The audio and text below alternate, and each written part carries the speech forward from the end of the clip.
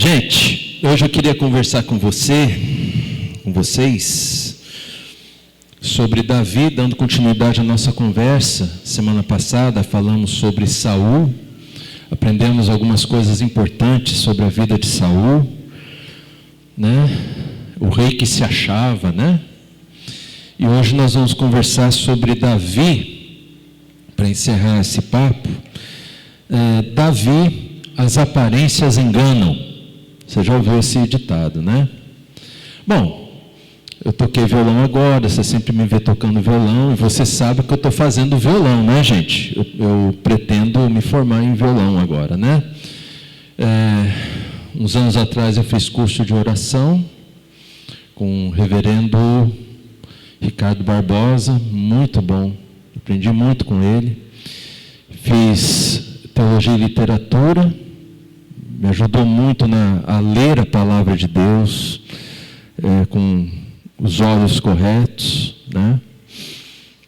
E agora estou fazendo violão porque é o tripé do meu ministério, né? Ensino, oração e louvor.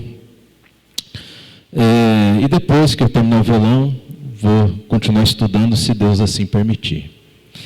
Aí eu já passei agora do violão, né? Passei para a segunda fase, eu já passei do brilha, brilha a estrelinha. Gente, eu tive que aprender a tocar brilha, brilha estrelinha. E aí eu fui fazer prova, né? E aí errei tudo na prova, mas o professor, acho que ele gostou de mim, me deu 10, né? Errei tudo mesmo. Não, estou falando sério, errei tudo na prova. Mas o que mais me chamou a atenção na prova é que depois da prova, o professor conversou comigo e pediu até para eu gravar um vídeo, porque ele ia falar tudo aquilo que eu precisava aperfeiçoar, que eu estava errando no violão. Gente, deu mais de 1h30 de vídeo. Não foi tanto assim, mas foi bastante coisa. E ele começou a conversa assim: olha, César, você não é nada assim fora do comum, você não é nada assim tão especial tocando violão, né? Mas você tem um bom potencial. Então você tem que melhorar isso, aquilo, né? Aí depois eu fiquei pensando assim: o professor não sabe, e ele sabe que eu toco, que eu faço esse negócio. Eu estudo um cara chamado Larry Carlton e o Jay Rodrigues, né? São jazzistas, eu gosto do jeito que eles tocam violão, né? O professor sabe, e ele falou isso para mim, né? Você não é nada assim excepcional. Mas o que o professor não sabe é que ele não descreveu só a minha relação com o violão. Ele descreveu a minha vida. Quem eu sou. Eu não sou ninguém assim muito excepcional, gente. Como eu falo aqui, né? Eu não sou o último biscoito do pacote, não. Eu sou alguém assim muito esforçado. Muito esforçado, né? Para poder servir a Deus, tem que fazer muito esforço em muitas áreas. Tem pastores que são fora de série, são excepcionais, não precisam fazer força para algumas coisas, para outras eles também vão precisar fazer. Mas aquilo que você vê de bom de mim, primeiro é graça de Deus, porque Ele me chamou e Ele me alimenta, Ele me usa, Ele produz em mim tudo que precisa ser produzido, e também minha resposta ao chamado a Deus, que é o esforço, né? Então, essa é a minha vida, né? Por essas características, eu nunca vou ser a primeira opção da maioria das pessoas. E mesmo assim, Deus me chamou para ser pastor. Gente, isso é algo importante falar para você, porque as aparências enganam, né? Pode ver, às vezes fico pensando assim, eu não gosto de andar, sabe, com paletó, gravata, Bíblia quilométrica, que nem a maioria dos pastores usa. Olha o tamanho da minha Bíblia. Vê se isso aqui é Bíblia de pastor, gente. Presta atenção. Mas eu sou um pastor, porque as aparências enganam. E nada contra os pastores que gostam. Eles gostam. Eles têm mais que usar. Amém, gente? Não é questão de o que é certo, o que é errado. A gente vai ver isso aqui na nossa conversa. E eu acho que esse papo não é sobre mim, não estou falando sobre a minha vida assim de graça, mas John Stott ensina que o pastor tem que ser, de certa forma, um testemunho do agir de Deus. Deus age na minha vida para eu estar aqui, a cada domingo. Eu sempre tenho muita adrenalina de estar aqui com você, seja tocando, seja pregando, né? A gente sempre chega aqui, eu chego aqui sempre muito ansioso até, né? Mas, gente, eu estou falando isso porque nós vamos ver a palavra de Deus, como que Deus nos chama. E eu quero convidar você a já abrir a tua Bíblia em 1 Samuel 16. Semana passada lemos 8 capítulos, né? Hoje vamos ler um só. 1 Samuel 16, de 1 a 13. Todos acharam? Diz assim a palavra de Deus: O Senhor disse a Samuel: Até quando você terá pena de Saul? Se eu o rejeitei como rei de Israel, encha um chifre de azeite e ponha-se a caminho. Vou enviar você a Jessé, o belemita, porque escolhi um dos filhos dele para ser rei. Samuel respondeu: Como posso fazer isso? Saul ficará sabendo e me matará. Então o Senhor disse: Leve um novilho e diga: Vim para oferecer um sacrifício ao Senhor. Convide Jessé para o sacrifício. Eu lhe mostrarei o que deve fazer, e você ungirá para mim aquele que eu indicar. Samuel fez o que o Senhor tinha dito e foi a Belém. Os anciãos da cidade saíram ao encontro dele, tremendo, e perguntaram: É de paz a sua vinda? Samuel respondeu: Sim, é de paz. Eu vim oferecer um sacrifício ao Senhor. Consagrem-se e venham comigo ao sacrifício. Então ele consagrou Jessé e os filhos dele e os convidou para o sacrifício.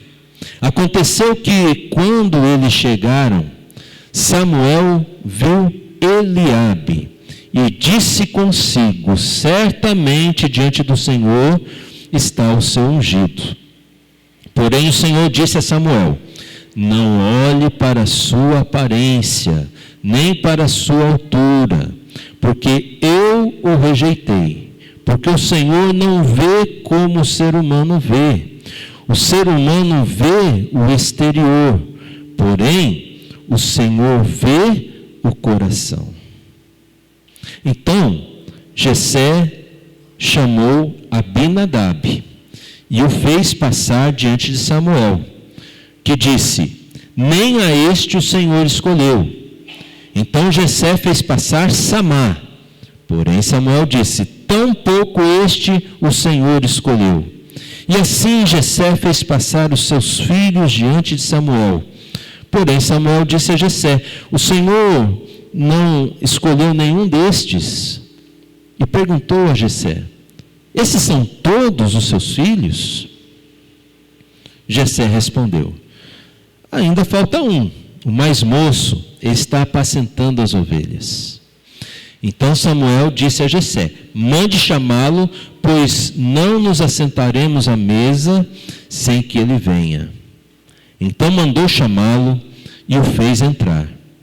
Davi era ruivo, de belos olhos e boa aparência. E o Senhor disse a Samuel: Levante-se e unja-o, pois este é ele. Samuel pegou o chifre de azeite e ungiu Davi no meio dos seus irmãos. E daquele dia em diante, o Espírito do Senhor se apossou de Davi. Então Samuel se levantou e foi para Ramá. Amém. Interessante, né, gente, essa leitura aqui. As aparências enganam. Quantos filhos aí o Jessé levou diante do Samuel? E não era nenhum, nossa, tem alguma coisa estranha. Deus falou que aqui eu ia encontrar o próximo rei, nenhum deles é, o que está acontecendo? Aí Samuel pensou, Jessé, todos vieram? Está faltando a raspinha do, como é que é? Foi bonito isso, se toda vez que eu fizer vocês respondendo desse jeito, gente, vou ficar até careca assim de alegria, meu Deus do céu, né? Raspinha do tacho, né? Raspinha do tacho. E mandaram chamar Davi, né? Bom, irmãos, antes da gente meditar mais literalmente sobre esse versículo, deixa eu apontar algumas coisas aqui que eu acho interessantes. Primeiro, nós temos 3 tipos, pode passar o próximo, por favor. 3 tipos de aparências que às vezes nos atrapalham, né? Planos e expectativas que nós fazemos. Primeiro, nós muitas vezes temos expectativa em nós mesmos. Abra lá comigo em Provérbios 28, 26. Mantenha a sua Bíblia aberta. Provérbios 28, 26. Olha só o que diz ali. Quem confia... Isso, vamos abrindo aí, gente. A gente precisa vir mais na EBF, que tem aquela brincadeira da espada bíblica, né? Quem que acha primeiro, levanta e lê. Vamos lá. Quem confia no seu próprio coração é tolo, mas o que anda em sabedoria será salvo. Agora vamos lá para Romanos, no Novo Testamento. Olha o que nós vamos achar ali no capítulo 12, o versículo 3, que é muito importante. Porque pela graça que me foi dada, digo a cada um de vocês que não pense de si mesmo além do que convém. Pelo contrário, pense com moderação, segundo a medida da fé que Deus repartiu a cada um. Sabe por que Paulo está falando isso? Porque as aparências enganam. Porque muitas vezes nós fazemos um juízo de valor sobre nós mesmos que é muito acima da realidade. Por isso eu louvo a Deus pela vida do meu professor de violão. Ele me trouxe para a realidade. E eu acho mesmo, meus irmãos, que todos nós precisamos ser puxados assim para a realidade. Muitas vezes achamos que nós somos melhores que os outros, ou porque estudamos mais, ou porque falamos melhor, ou porque toda vez que eu estou diante do espelho eu estou bonitão, ou bonitona, né? Como que às vezes nós superestimamos quem somos, o que fazemos, e essa não é uma direção de Deus para a nossa vida. Quando vivemos assim, achamos isso, nós estamos lidando com aparências, né? Por exemplo, Deus me deu um dom para pregar. Se Deus não desse esse dom para mim, não tinha como eu ser pastor. Mas que exige esforço da minha parte, até em louvor a Deus, né? Mas não é porque eu sei falar que eu seja o melhor orador, o mais famoso, nem famoso eu sou, né? O melhor de todos. Não, eu sei falar. Deus abençoa nisso. Amém, meus irmãos? Como nós precisamos ter esse senso crítico, né? Se eu não sou tudo isso, por outro lado, eu também não sou nada. Eu não sou um lixo, eu não sou um zero à esquerda, né? Porque Deus, Ele me resgatou da morte, e inclusive da morte da minha alma. Por exemplo, eu sou mais depressivo, né? Eu tenho essa tendência por causa de família. Todos os meus tios, meu pai, lidam com depressão, né? Eu tenho tido graça de Deus para dia a dia vencer esse tipo de situação, né? Às vezes recai, às vezes está melhorzinho, né?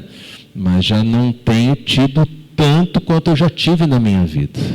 E quando você é muito deprimido, você acha que você vai para o outro lado. Eu não valho nada, eu não sou ninguém mesmo. E também não é isso.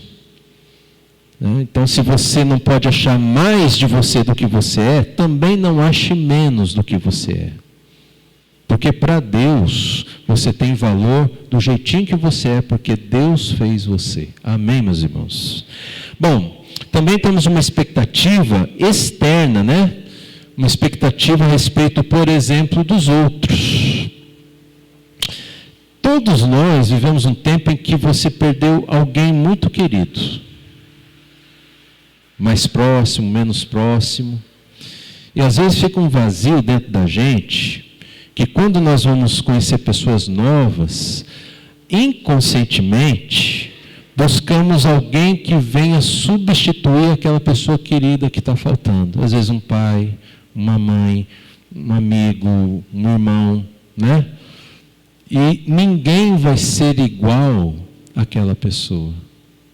Porque cada um de nós é único. Por exemplo, olha o teu polegar. Na tua carteira de identidade, deve ser digital, a minha ainda não é, né? Mas o teu polegar é único. Não existe um polegarzinho igual ao seu em toda a face da terra. E parece que nunca existiu, porque tem possibilidades dessas pequenas listras de combinação e que nos faz únicos. Então não adianta a gente querer substituir alguém que faz falta na minha vida, achando que a pessoa vai ser igualzinha a ela. Não vai. Você está colocando muita carga na pessoa. Você precisa amar essa nova pessoa do jeito que ela é, né? Porque ninguém vai ser o outro, o clone do outro.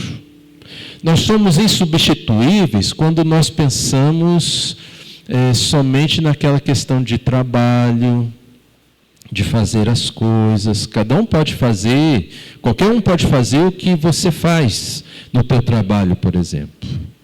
Mas na afetividade, ninguém pode substituir você. Amém, meus irmãos? Quer ver um outro exemplo? Igreja, né? Igreja, tem tanta igreja por aí, né? E tem umas igrejas que são até maiores que a nossa, mais estruturadas. Acho que o Gerson me contou um outro dia que viu uma igreja que tinha não sei quantas TVs, né? TV na sala de criança, TV na sala de jovem, né? Todo mundo queria uma sala para ter uma TV lá na igreja, né? Assim, uma estrutura. Você chega lá, nossa, é só sentar no banco e ouvir, eu não preciso ajudar, não preciso servir. Para muitos pensam assim, nossa, aqui é o céu. Espero que você não pense assim, né? Porque se uma igreja tem essa estrutura, tem um lado em que a maioria dos irmãos vestiu a camisa da igreja.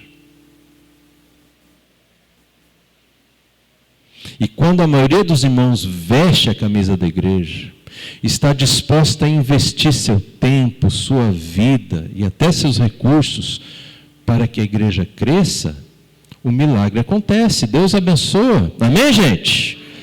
Mas se poucos vestem a camisa da igreja, a igreja vai ficando, né, mais velha, mais madura, menos gente, vai diminuindo, porque ninguém veste a camisa. Então nós precisamos aprender a vestir a camisa da igreja. Isso é muito importante. Ao invés de ficar olhando para os outros, se os outros são melhor, pior, mas aquela igreja faz isso, aquela outra igreja faz aquilo, deixa eles fazer, meus irmãos. Glorifica a Deus porque eles fazem. Nós temos que fazer aquilo que Deus nos chamou para fazer. E se fizermos o que Deus pede que a gente faça, precisamos louvar a Deus porque Ele derramou graça sobre graça para a gente fazer. E é isso, né? Tão simples, mas tão verdadeiro.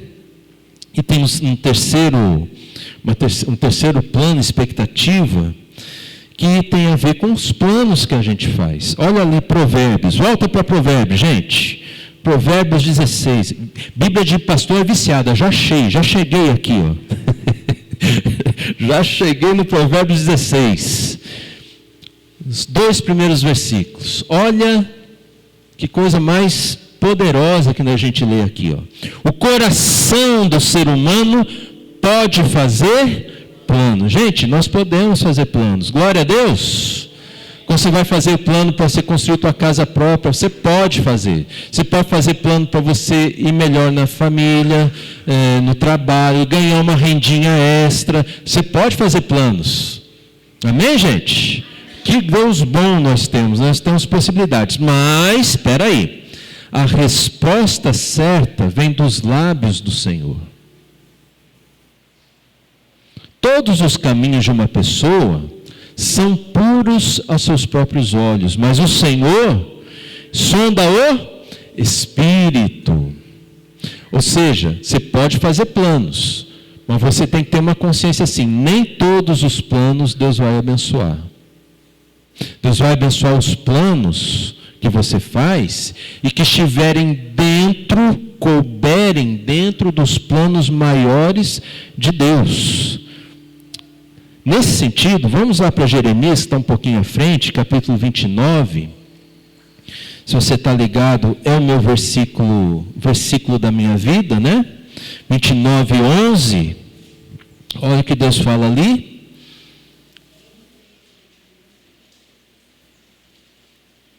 Eu é que sei que pensamentos tenho a respeito de vocês, diz o Senhor.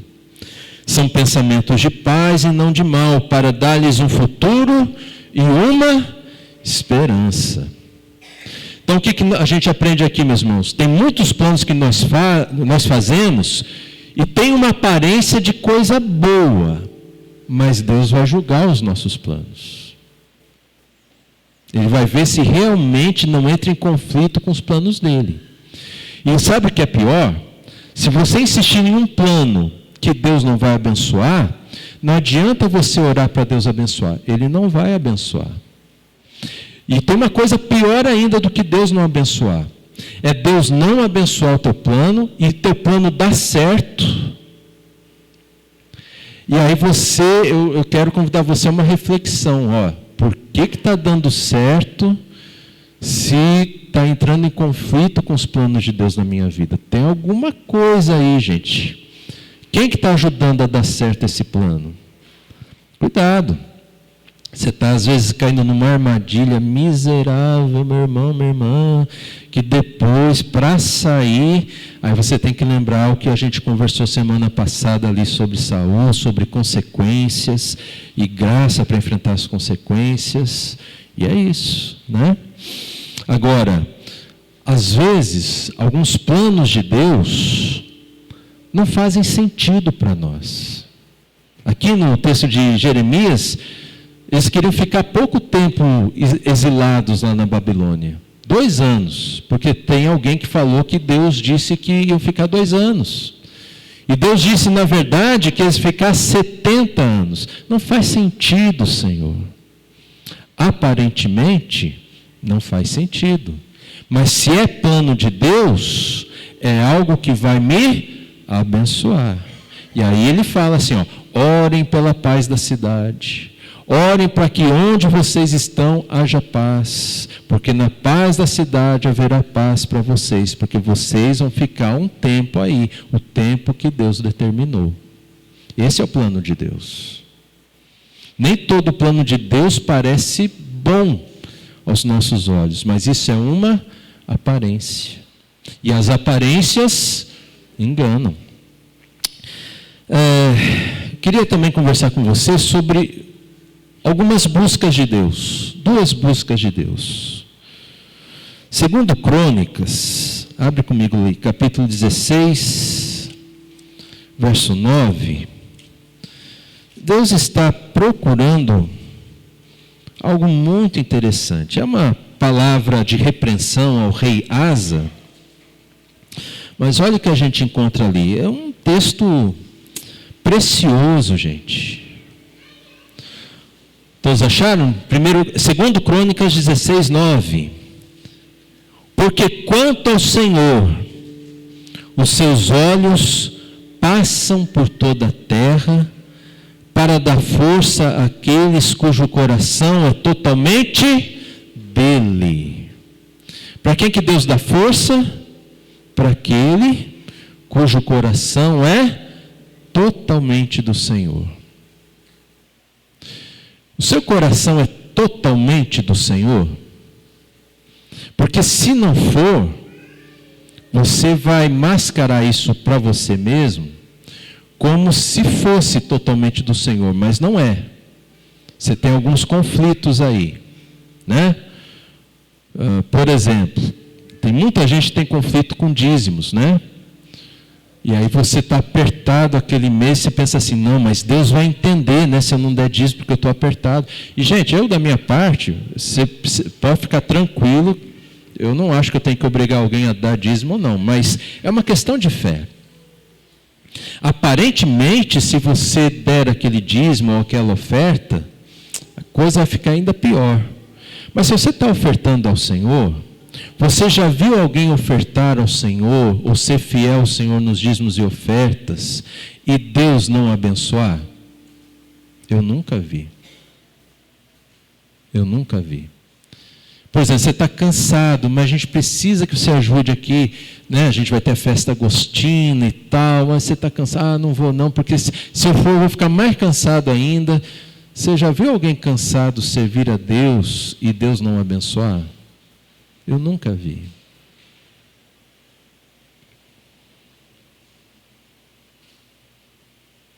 Deus busca pessoas cujo coração é totalmente dele. Às vezes vem aquele cantor, aquela banda de rock que você gosta, ou sei lá, aquela sinfônica que você gosta, não sei o teu gosto musical, né? Tião Tinoco vem tocar aqui, né? Eu não sou do sertanejo, mas existe, não existe Tião e Tinoco, gente? Não, né? Eu sabia, vergonha, né? Mas, enfim, vem quem você gosta, bem na hora de você prestar culto a Deus. Ah, mas é uma exceção, mas espera aí.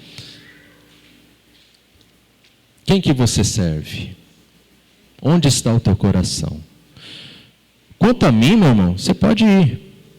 Mas se você ama Deus, você abre mão dessas coisas. O Palmeiras vai jogar, o Flamengo vai jogar bem na hora do culto. Aquele dia eu não vou no culto não. Quem você ama mais? Não fala o nome do clube, pelo amor de Deus. Mesmo que seja o Flamengo, não fala. Mas assim, não é uma questão de legalidade. É uma questão sobre se o meu coração é inteiramente do Senhor ou não, né? E vamos abrir lá também João 4:23, que diz o seguinte: Jesus falando com a mulher samaritana, 23 e 24, né? Mas vem a hora, já chegou, em que os verdadeiros adoradores adorarão o Pai em espírito e em verdade, porque são esses que o Pai procura para seus adoradores. Deus é espírito e é necessário que os seus adoradores o adorem em espírito e em verdade. Gente, cuidado com as aparências na hora da adoração. Não adianta nada assim, ó, você levantar a mão, fechar os olhos, até chorar no meio da música, se no teu dia a dia você não tem essa vida de adoração. Isso é uma aparência. Entendeu? Porque adoração não é sobre no culto você chorar ou levantar as mãos a Deus. Adoração é sobre a vida ser uma vida com as mãos levantadas a Deus, ser uma vida com as mãos estendidas ao próximo. É sobre isso. Isso é adoração. E de verdade, não de aparências. Amém, gente? E eu quero ir para a última parte e apenas indicar para você duas coisas, né, que eu encontrei aqui no versículos 6 e 7. Vamos voltar lá para 1 Samuel 16 e já vamos estar encerrando aqui para irmos para a Santa Ceia. Os versículos 6 e 7, olha que interessante. Samuel viu Eliabe, o irmão mais velho de Davi, e imediatamente ele pensou, é esse. Samuel viu a aparência. Todos nós somos que nem Samuel, gente. A gente vai pela aparência, porque os nossos olhos captam e que é bom para nós, né? E a aparência, tipo assim, porte de rei. Se você entender o contexto aqui, você vai entender assim, ó, é muito parecido com o rei Saul de porte. Porque o Saul se destacava dos outros, né? O sujeito altão, assim, né? Os ombros batiam na cabeça dos outros. É isso que Samuel procurava, porte de rei. E Deus falou um a um dos filhos de Jessé: não é este que eu escolhi. Aliás, esse primeiro, e depois fala para os outros também, eu rejeitei, gente, como rejeitou Saul. Deus está falando assim para Samuel: Samuel, eu não quero ninguém parecido com Saul. Não é essa a minha medida. Não é isso que eu estou procurando. Eu quero alguém que o coração seja totalmente meu. Ok, gente? Então, não é a aparência, não é a altura. Agora, vamos lá para o versículo 12. Chamaram Davi, né? Davi era o que, gente? Ruivo. Provavelmente estão falando que ele é ruivo porque ninguém mais era ruivo. Há uma grande possibilidade disso ser uma verdade. Tá? Belos olhos e boa aparência. Espera lá. No versículo 6 e 7, era uma boa aparência, não era? E Deus rejeitou. Aí tem gente que acha assim: entendi, pastor. Só quem é feio pode servir a Deus. Por isso que o senhor é pastor, né, pastor? Vocês, hein? Não, exatamente o contrário. Deus não está preocupado se você é bonito ou feio. Deus está preocupado em saber se o teu coração é totalmente dele. Deus não quer saber se você é rico ou pobre. Deus quer saber se o seu coração é totalmente dele. É sobre isso.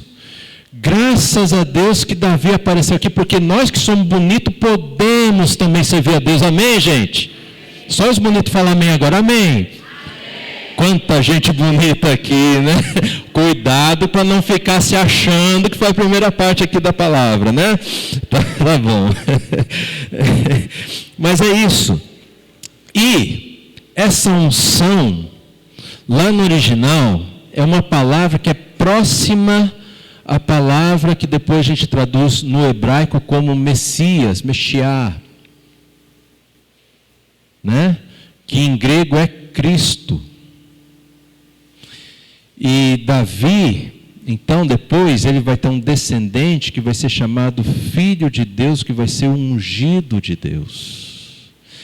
E eu não vou falar isso agora para não estender mais, mas esse filho de Davi, esse aparentou ser feio para o profeta Isaías, porque ele estava desconfigurado, apanhando, ninguém queria ser encontrado perto dele, tamanha feiura, porque todos achavam que ele estava assim por causa dos seus próprios pecados. Mas ele, na verdade, ficou assim por causa dos nossos pecados, porque assumiu para si os nossos pecados. Então, ele sofreu por nossa causa. E essa feiura aparente que Isaías encontra no Messias, que seria Jesus, é a feiura que Jesus levou sobre si para nos dar a beleza de Cristo. E que a beleza de Cristo se reflita em cada um de nós, não de forma aparente, mas de uma forma verdadeira. Amém, gente? Que Deus nos abençoe pela sua palavra.